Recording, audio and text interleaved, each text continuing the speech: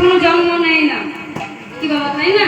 ভগবান তিনি হচ্ছেন অজনী সম্ভবা, অবতীর্ণ হয়েছেন, আবির্ভূত হয়েছেন, কিন্তু জন্মগ্রহণ মোটেই না।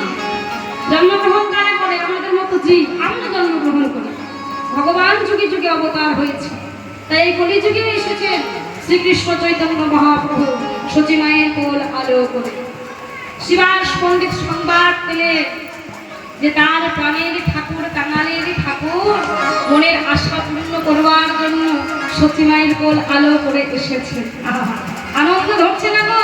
শিবাস পণ্ডিত সবাইকে বলে বেড়াচ্ছে, তোমরা দেখো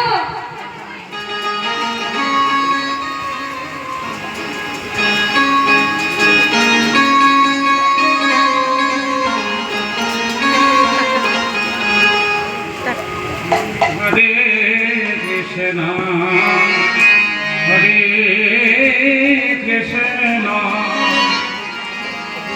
কৃষ্ণ কৃষ্ণ